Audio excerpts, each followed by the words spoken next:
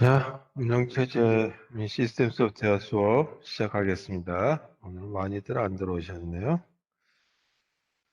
자, 출석은 다 인정해 드리도록 하겠고, 자, 전 시간에까지는 동기화를 하는 방법 중에 순수하게 소프트웨어 방식에 의한 동기화. 그래서 여러 개의 프로세스가 있을 때 또는 스레드가 있을 때는 빵집 알고리즘이라고 하는 베이커리의 알고리즘에 대해서 했었고, 그 다음에 두 개의 프로세스에 대해서만 할 적에는 피터슨 알고리즘이라고 하는 거가 대표적으로 쓰인다라고 얘기했죠.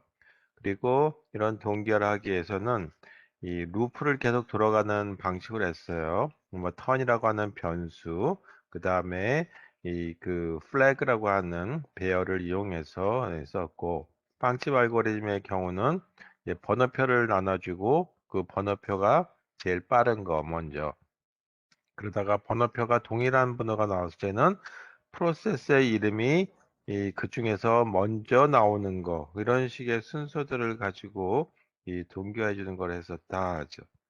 자, 오늘은 이 하드웨어에 의한 방식, 그래서 싱크로니제이션이다. 근데 하드웨어에 의한 방식을 보도록 하겠습니다. 자, 하드웨어에 의한 방식에는 이 두 가지가 있는데, 일단 CPU에서 제공해주는 CPU 제공에는 명령어, 인스트럭션이라고 하는 거에 대해서 할 수 있는 방법이 있는가 하면, 또 다른 방법은 아주 원초적인 방법인데, 인터럽트라고 하는 걸 이용하는 방법이 있어요. 인터럽트라고 하는 거는 하드웨어 상에서 요청을 해 들어가는 거다. 그래서 내가 임계 영역이라고 하는 거를 쓰겠다라고 한다면 인터럽트를 갖다 들어가기 전에 딱 다른 데서는 요청을 못하게 막아주는 거죠. 그래서 그것을 인터럽트 디세이블링이다라고 하는 방식을 쓰고, 그 다음에 임계 영역에 대한 공유 자료를 다 썼다라고 한다면 누구든지 임계 영역에 대한 요청을 해줄 수 있다라 해서 그걸 다시 열어놔야 되겠죠. 그래서 enable interrupt다라고 얘기해요. 그래서 첫 번째 방식은 interrupt의 방식에 대한 거. interrupt라고 하는 거는 방해라고 하는 걸로 사전상의 그 번역이 돼서 나올지 모르는데, 우리 이제 요청이라고 하는 걸로 보죠. 그럼 요청이라고 하는 거는 요청에 대한 거를 허가도 있지만 요청을 하지 못하게 금지할 수도 있겠죠. 그래서 요청 허가에 해당되는 건 enable이다라고 얘기해서 interrupt 있는 enable interrupt. 그 다음에 금지다라고 하는 disable이다라고 얘기해요. 그래서 disable interrupt.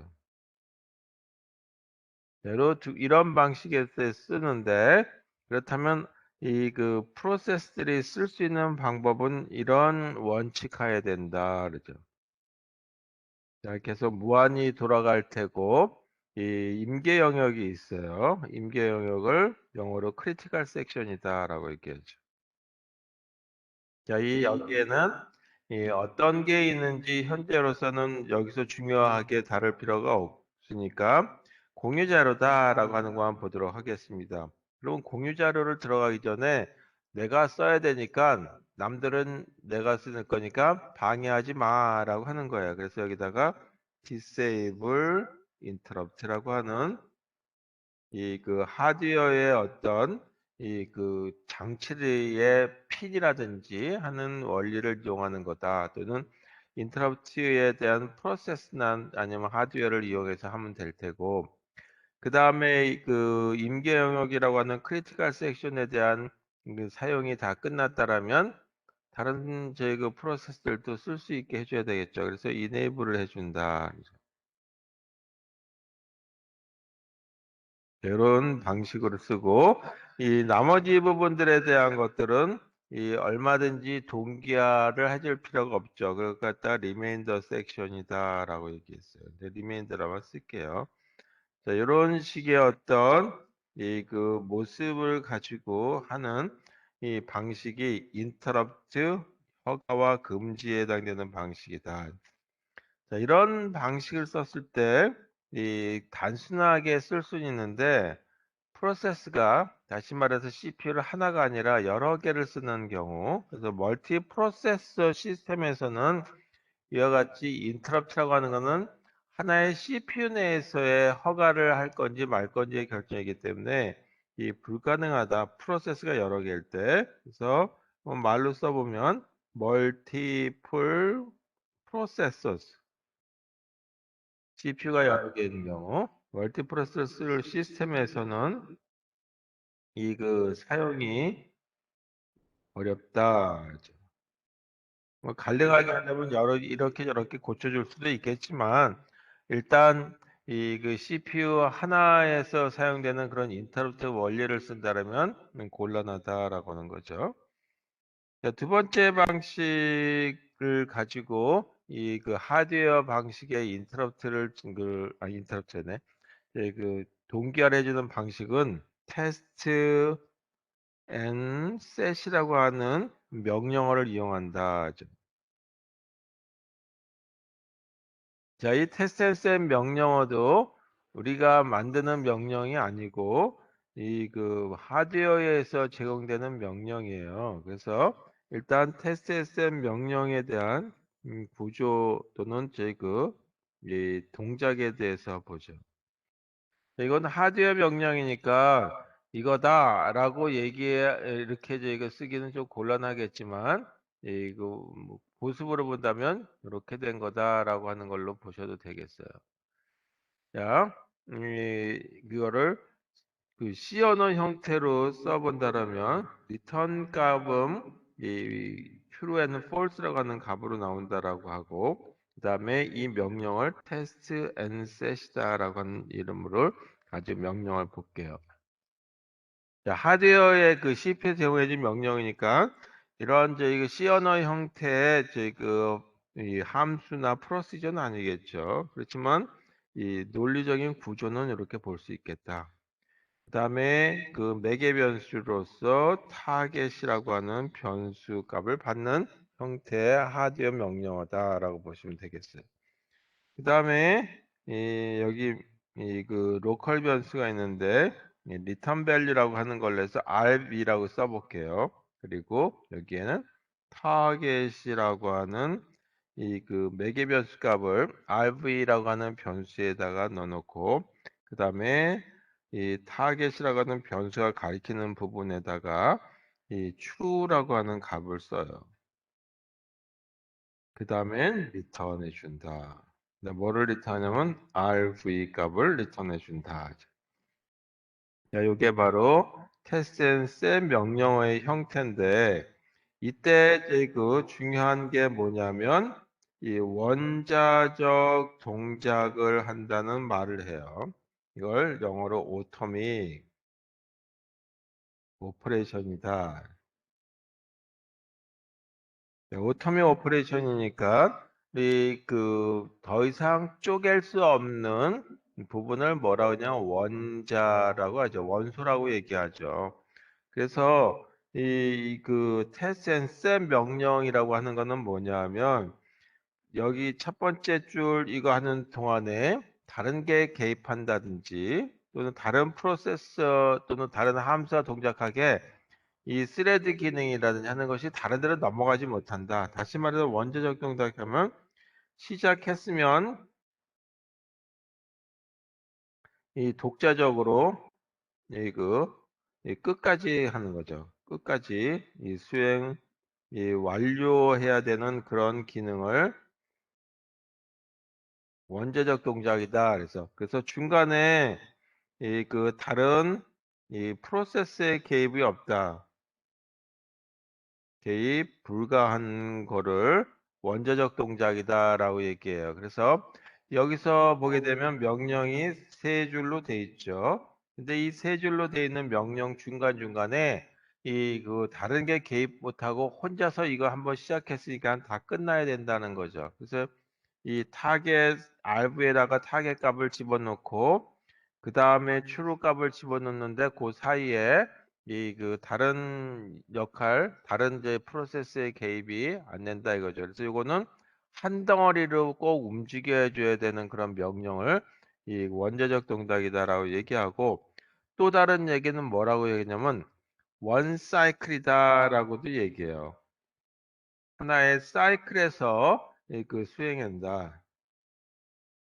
그래서 원 사이클 동작이다라고 하기도 하고, 아까 interrupt라고 하는 말을 썼는데 interrupt가 될 수 없는 부분, 중간에 어떤 걸 개입할 수 없다 해서 uninterruptible unit이다라고도 불러요. uninterruptible unit. 이렇게도 부른다.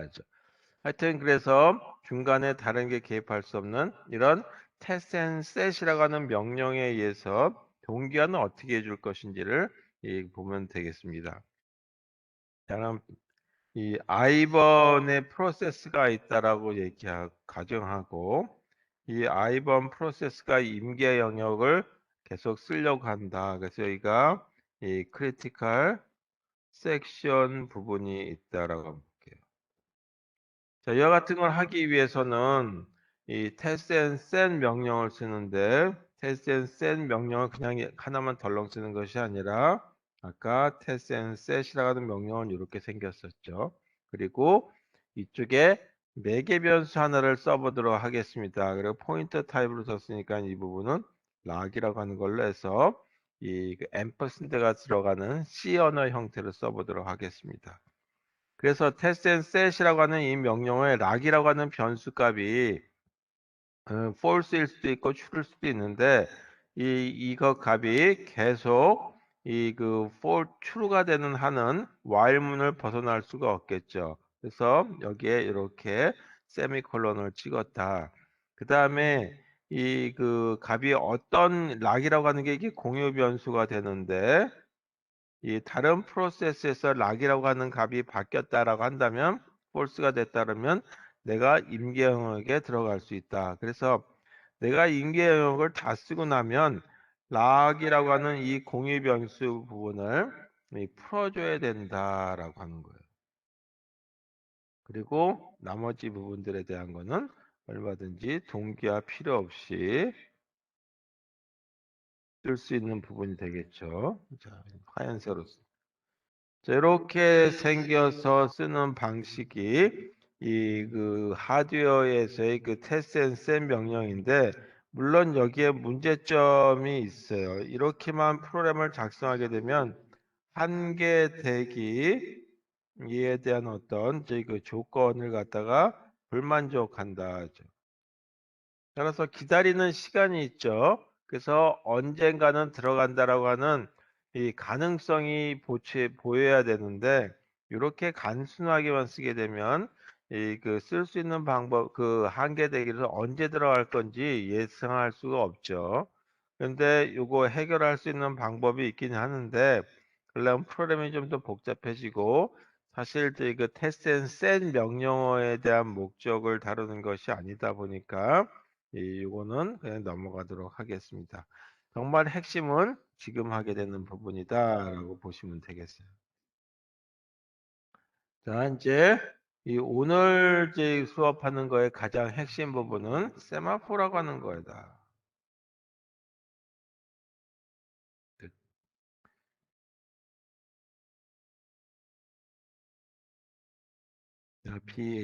PHORE라고 해서 하나가 아니라 여러 개다라죠. 자, 세마포라고 하는 게 뭐냐 하면, 우리가 신호등을 영어로 시그널이라고 하죠. 근데 기찻길에서 쓰는 어떤 신호등 체계, 요거 세마포라고 그러는데요. 그래서 이거 세마포라고 하는 개념을 처음에 영어권 사람이 만든 것이 아니라 네덜란드 사람들이 만들었어요. 그래서 조금 익숙하지 않은 이 단어들을 골라 썼던 것 같기도 하고, 아니면 제가 잘 몰라서 기차 쪽에서 쓰는 신호등이다라고 하는 거하고 다른 거다. 근데 제가 잘 몰랐을지도 모르겠습니다.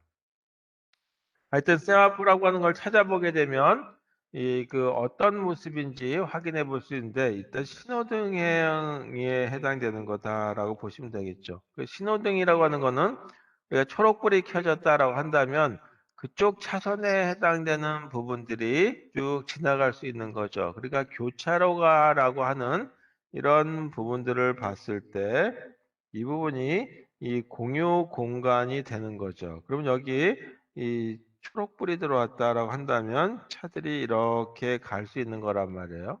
그래서 그때는 이 왼쪽에서 오른쪽으로 가는 이런 차들이 지나갈 수 있는 허가를 해주는 공유 공간이 교차로에서 만들어지는 거고, 이 부분이 빨간색이 됐다라고 하고, 이 반대로 이 부분이 초록불이 됐다라면 이쪽으로 진행할 수 있겠죠.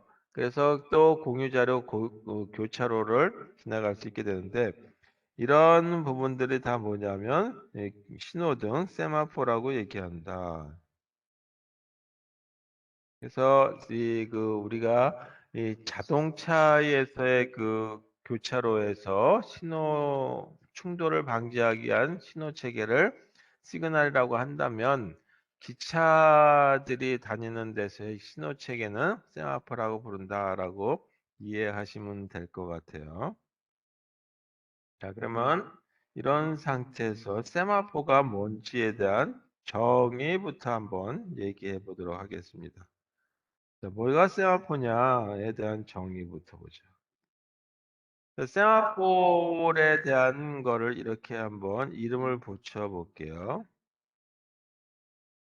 이걸 S라고 한번 하자. 그래서 세마포 S라고 하는 거는 이 정수값을 갖는 이 그 변수다 이제 그 정수값을 갖는 변수를 S라고 얘기하고 변수다라고 한다면 변수에 해당되는 걸 갖다가 더하기도 하고 빼기도 하고 아니면 거기다 루트 연산도 하고 여러 가지 그 조작을 해줄 수가 있는 함수들이 있죠. 근데 이 S라고 하는 세마포 변수라고 얘기하는 이 세마포 변수 S는 단지 이 그 두 개의 연산자 두 개 오토믹 원자적 이 그 연산에 의해서만 이 그 값이 변한다. 그 값 조정이 가능하다. 이런 저희 그 변수 타입을 세마포라고 부른다. 그러니까 일종의 변수 타입인데 정수값을 갖는 거다. 그럼 여기서 원자적 연산에 의한다라고 하는데 어떤 것들이냐면 두 가지가 있어요. 하나가 P라고 하는 거고 하나는 B라고 하는 거다. 그래서 P는 하고 B는 다 저희 이 네덜란드어에서 나왔어요. 독일어 비슷한 거. 그래서 요거를 영어권에서는 B는 weight라고 하는 그걸로 고쳤고 B라고 하는 거는 시그널이라고 하는 이름을 가지고 고쳤습니다. 그래서 이 weight하고 시그널에 의해서 동작하는 거다. 그러니까 이거는 다시 얘기하면 이 그 정수값을 갖는 이 변수 타입하고 변수와 그 다음에 뭐가 들어가냐면 이 연산자가 들어간다 하죠. 그래서 이 연산자가 들어가는 이 두 가지를 합쳐서 뭐라고 하냐면 클래스라고 부를 수 있다 하죠. 그래서 일종의 클래스 형태를 이 세마포라고 부른다 하죠. 그러면 이 웨이트라고 하는 거하고 그 다음에 시그널이라고 하는 거에 대해서 동작은 어떻게 되는지 요 두 개가 다 저희 이 오퍼레이션이라고 하는 이 그 함수가 되겠죠. 요거에 대해서 보도록 하겠습니다. 자, 먼저 그 어떤 허가권이라고 하는 거에 대해서 보죠. 그래서 우리가 이 특별하게 요즘 같은 시절에 은행에 가려고 한다라고 한다면 여러 사람이 동시에 들어왔을 때는 감염의 우려가 있다라고 얘기해서 우리 은행에는 5사람만 들어간다라고 한다든지 10명만 들어간다 해서 허가권을 받는 거죠. 나머지는 다 바깥에서 줄 서서 기다려야 될 거란 말이에요. 그래서 이 허가권에 해당되는 게 바로 뭐냐면 세마포 변수다라고 보면 되겠어요.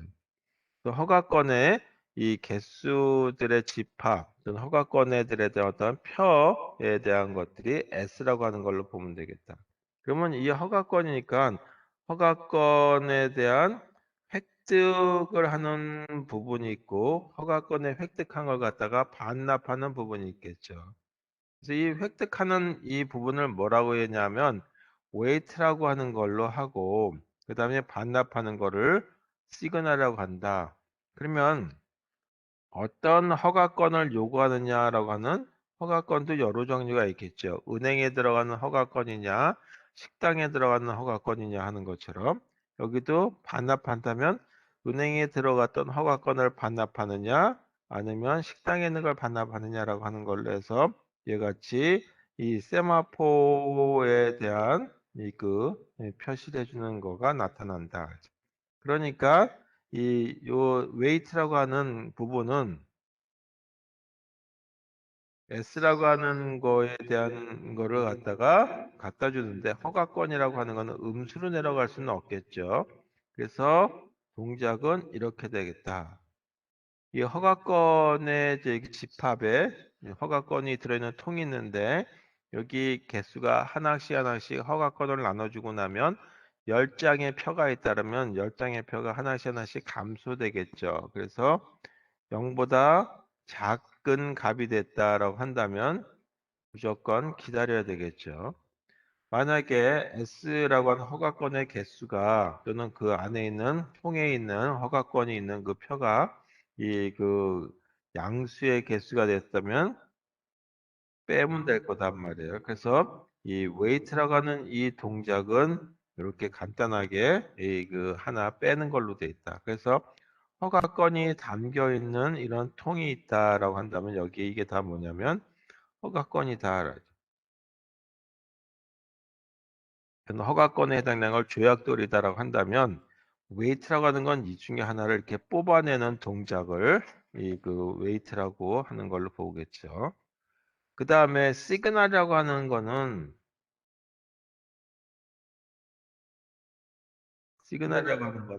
허가권을 반납해주는 부분이다라고 얘기했어요. 그래서 반납해주는 거니까 허가권에 해당되는 걸 하나 반복하니까 더하기 하나 하면 되겠죠. 그렇다면 조금 전에 그런 그림으로 본다면 허가권들이 잇따르면 이번에는 반대로 이렇게 넣어주는 거가 되겠죠. 이게 바로 시그널이라고 하는 거다. 그래서 이 하나는 더하고 하나는 빼는 역할을 해주는데 이때 해주는 두 가지가 다 while문이던 s 하고 그 다음에 s-1을 하는 것 또는 s 더하기를 하는 이런 것들이 다 뭐냐면 원자적 이 동작을 해야 된다. 그러니까 while문을 하는 당원에 다시 중간에 어떤 거가 개입해서는 안 된다라고 하는 거죠. 자, 이런 모습을 가지고 쓸 수 있게 해주는 이 세마포 변수를 시스템에서 제공해 주는 거죠. 두 가지로 제공해 줄 수가 있어요. 오퍼레이팅 시스템에서 지원해 줄 수도 있고 또는 프로그래밍 언어에서 지원해 줄 수가 있다. 또 자바 언어와 같은 경우는 이 세마포 형태를 프로그램 언어에서 지원해 줄 것이고 그 다음에 이제 리눅스 환경 같은 데서는 이 세마포 지원을 이제 운영체제 지원할 수 있고 뭐 여러 가지 사항을 볼 수 있겠다 이거죠. 자, 그러면 어떻게 사용하는지에 대한 거, 그 다음에 weight라고 하는 이 부분과 시그널이라고 하는 이 부분을 제가 단순하게 이렇게 그렸는데 이때 좀 문제가 있어요. 계속 0보다 작은지 아닌지를 계속 뱅글뱅글 기다려야 된다. 허가권을 받기 위해서 만약에 은행에 들어간다라고 했을 때 그 허가권을 받기 위해서 계속 줄 서서 기다리는 수도 있지만 누군가가 이제 허가권이 반납됐으면 저한테 전화 주세요라고 하고 그 옆에 있는 데 가가지고 물건을 살 수도 있고 또는 이제 이 화장실에 다녀올 수도 있고 여러 가지 할 수 있겠죠. 그래서 전화 받을 수도 있을 거란 말이에요. 그래서 그런 기능들을 할 수 있게 다른 기능을 할 수 있게 해줄 수 있는 방법들에 대한 것도 생각해 볼 필요가 있겠다. 그래서 계속 와일문과 같이 기다리고 이런 걸 갖다가 바쁘게 기다린다 그래서 이걸 갖다가 비지 웨이팅이다라고 불러요. 이 비지 웨이팅의 가장 큰 단점 뭐냐면 CPU가 계속 이 S라고 하는 허가권이 양수가 됐는지를 계속 체크하고 있어야 되거든요. 그럼 CPU가 바쁘겠죠.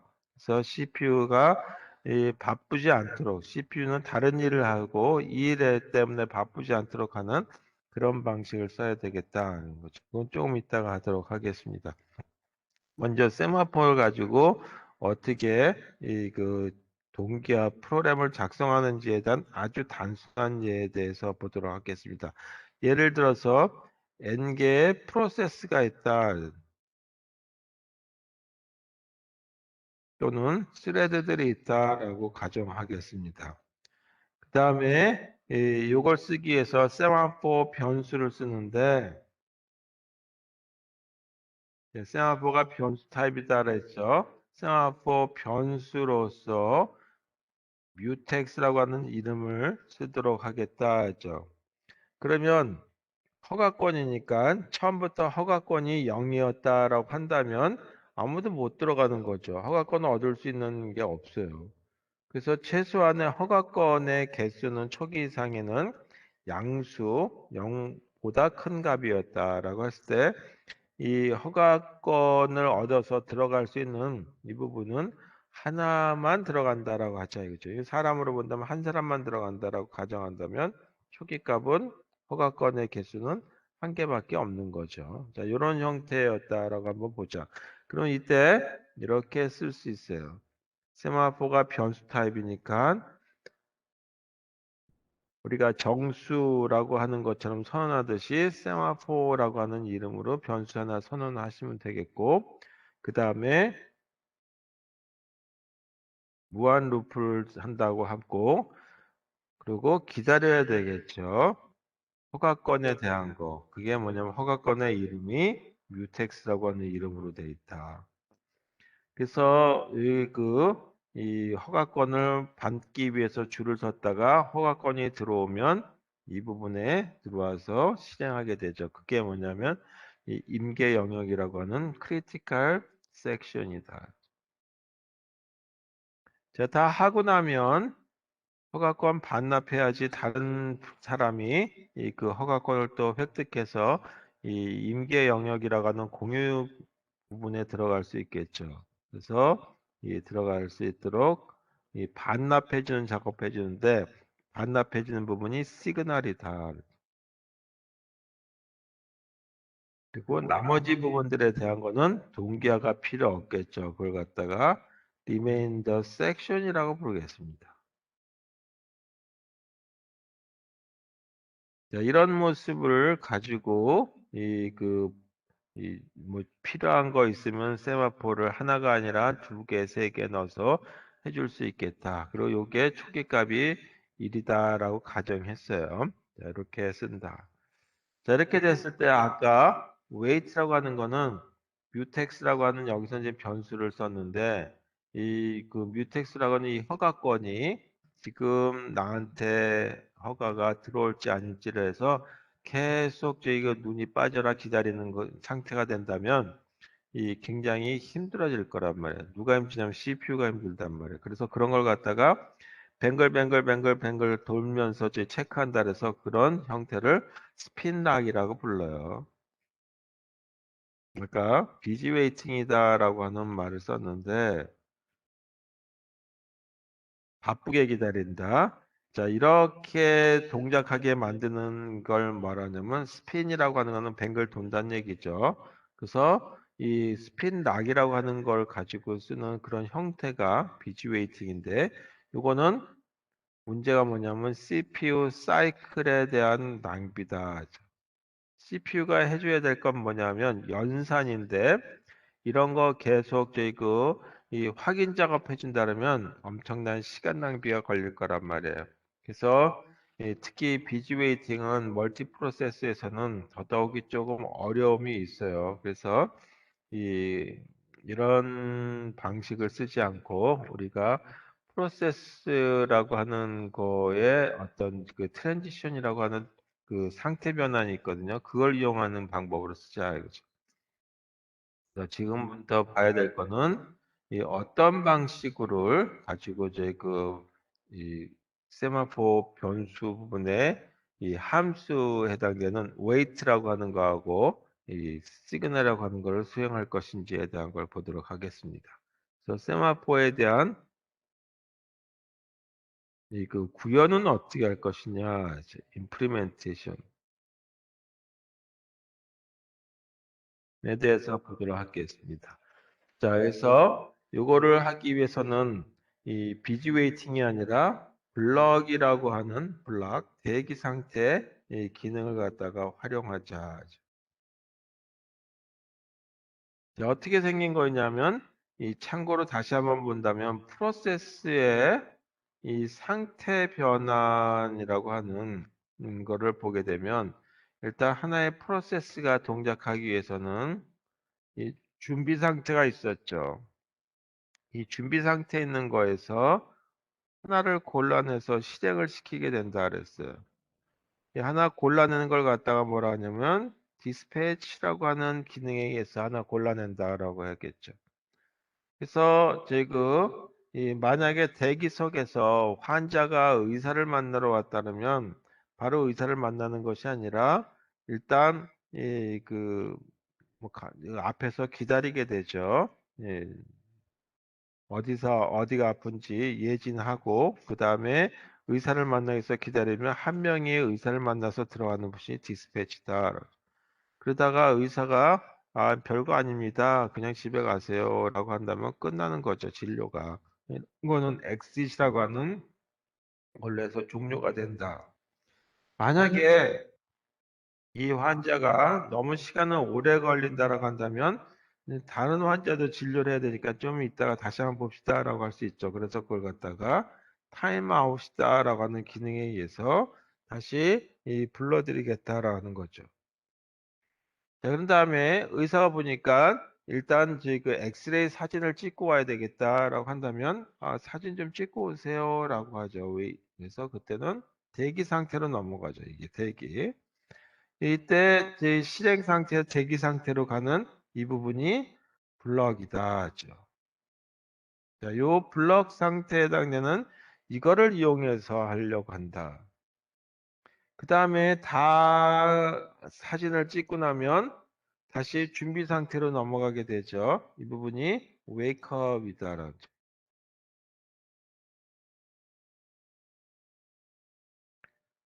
자, 그래서 이 블럭이라고 하는 이 상태를 활용해서 해보고 그 다음에 다 하고 나면 웨이크업이라고 하는 거에서 다시 레디 상태로 들어가는 이런 모습에 대한 걸 가지고 하도록 하겠습니다.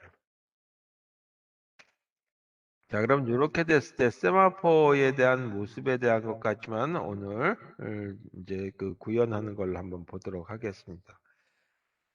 자, 그러면 보통 클래스 언어로 이제 이걸 갖다가 자바 언어로 나중에 표현해 줘야 되겠을 텐데 그건 나중에 얘기하도록 하고요. 보통 세마포라고 하는 거에 대한 모습은 이걸 클래스라고 하는 형태로 썼다라고 하던 어떤 형태로 썼다라고 하던 간에 일단 이 허가권에 해당되는 개수 부분들이 들어가야 되겠죠. 그걸 갖다가 value라고 하는 걸로 써보도록 하겠습니다. 그리고 이 0보다 큰 값 또는 0 이상인 값이 되겠죠. 마이너스 값이 될 가능성은 없지만 이렇게 된다. 그다음에 아까 허가권들이 쭉 있다라고 한다면 허가권들이 5개가 있는데 허가권을 받으려고 오는 사람이 뭐 수십 명이 된다라면 줄을 서야 되죠. 그게 뭐냐면 줄 서는 걸 갖다가 이 Q라고 하는 이름으로 보통 쓰게 되는데 그 줄 서는 걸 프로세스 컨트롤 블럭이다라고 하는 이름을 가지고 이 각각의 프로세스들이 이 연결 구조체를 갖고 있는 걸 L이다라고 하는 걸로 보도록 하겠습니다. 그 다음에 이 안에서 사용되는 함수들이 두 가지가 있죠. value라고 하는 걸 이용하는 이 함수가 있는데 그 함수가 하나는 weight라고 하는 함수다라죠. 그리고 여기서 사용되는 게 이 그 value라고 하는 이 부분을 이용하는 함수가 이렇게 있고, 또 하나가 이 어떤 함수가 또 사용되냐면 시그널이라고 하는 함수가 사용되죠. 이걸 객체 지향 언어에서는 뭐라고 얘기하냐면 이 메소드다라고 부른다 하죠. 그리고 value라고 하는 이런 변수를 쓴다. 자, 이게 value가 아니라 s라고 쓸게요. 자, 그리고 이 부분에 사용되는 부분들이 있고, 이 세마포라고 하는 거에 대한 어떤 모습에 대한 이 그 구조체 또는 이 클래스라고 얘기한다. 또는 이 그 보통 이제 여기서 제가 지금 얘기하고 싶은 건 클래스인데, 클래스 안에는 이와 같이 이 공유 자료 부분들이 들어가죠. 그 다음에 이 그 각각에 해당되는 부분들이 있고, 이런 것들을 메소드들이 들어가는데, 이런 메소드들이 반드시 이 value라고 하는 걸 사용하게 된다라고 하는 걸로 보시면 되겠어요. 자, 이런 모습을 가지고 이 동작하는 이런 모습에 대한 거를 어떻게 정의할 것인지에 대한 거를 보도록 하겠습니다. 그럼 세마포에 대한 이 정의 볼게요.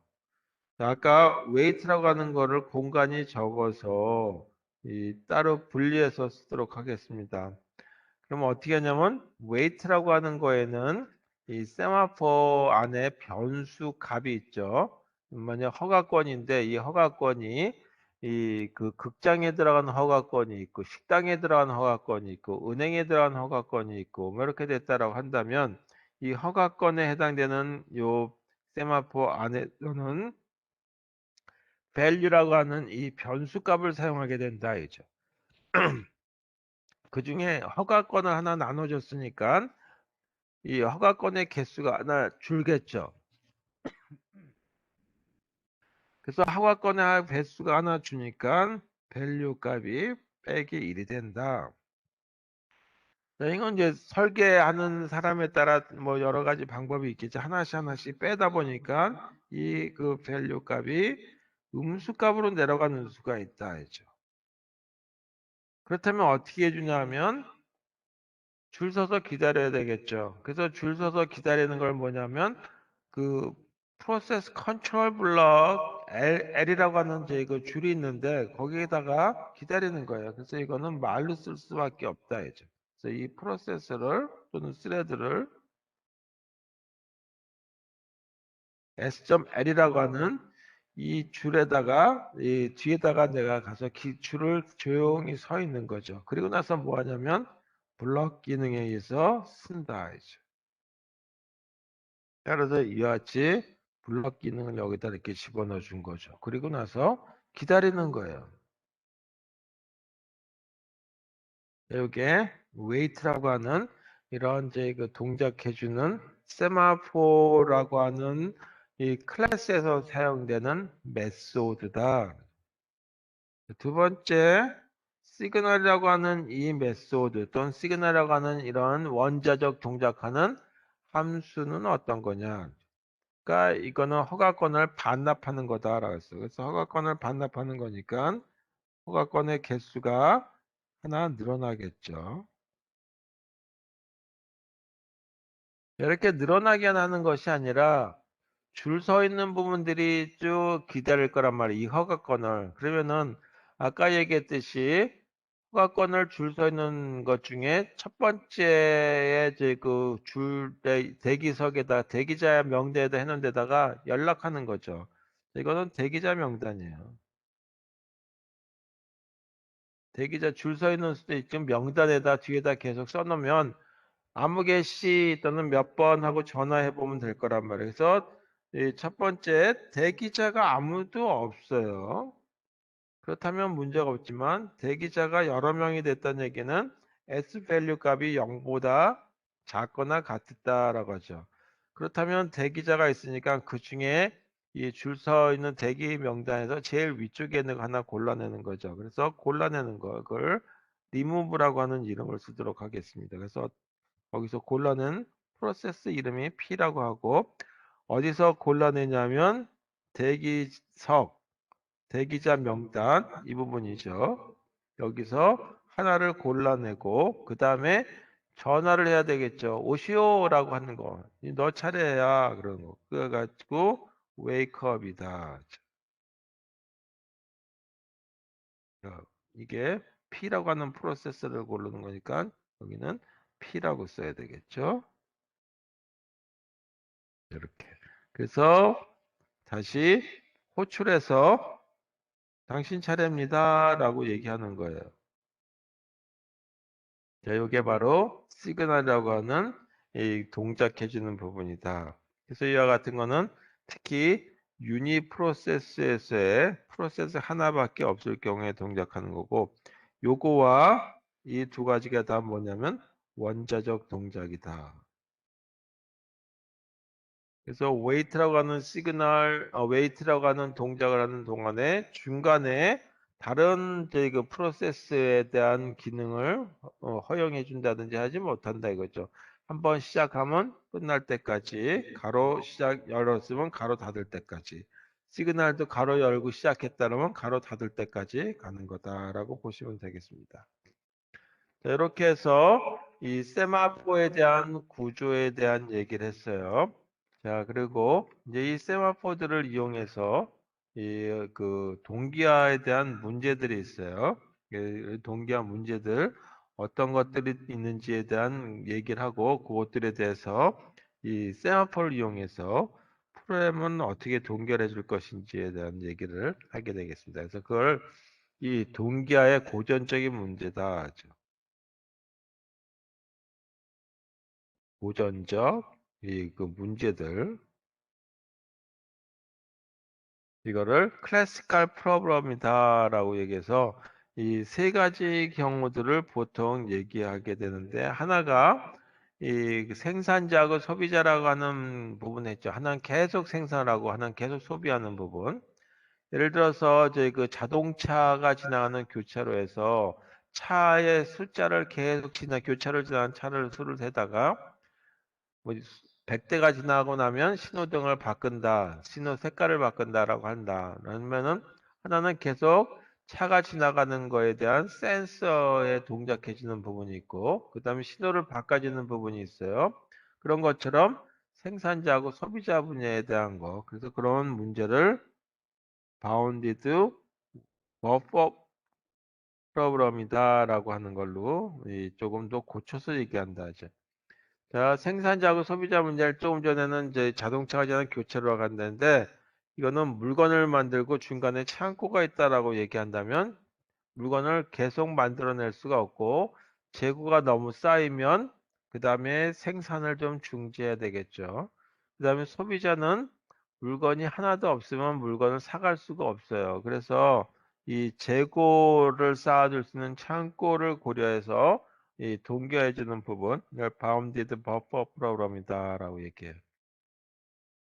두 번째 문제는 뭐냐 하면 우리 예약 시스템 같은 경우는 데이터베이스를 사용하는데 한쪽에선 계속 예약을 하고 있고 한쪽은 조회하고 나서 이 예약을 하게 될 거란 말이에요. 그러면 조회를 하는 부분하고 예약을 하는 부분하고 이 막 같이 동작을 하게 돼요. 그래서 그런 부분들에 대해서 이 조회를 하는 부분을 리더라고 하는 걸로 얘기하자. 조회해주는 사람들과 그 다음에 이 그 예약을 하는 사람들, 그래서 그 예약하는 걸 갖다가 라이터라고 부른다. 그래서 이 조회하는 리더, 읽기와 쓰기 문제라고 번역을 하고 있는데 이거는 실제적인 조회와 예약의 어떤 문제는 어떻게 동기해질 것이냐라고 하는 거죠. 그다음에 세 번째 문제는 요거는 조금 저희 그 우리 그 실용적인 문제이긴 한데 이 좀 재미를 더해서 하는 문제예요. 그래서 이 여러 명의 철학자들이 있다라고 하고 5명을 해서 홀수명으로 보통 얘기하게 돼요. 5명의 철학자들인데 그 5명들의 철학자들이 식사라는 문제다라고 해서 다이닝 필라소퍼 프로블입니다.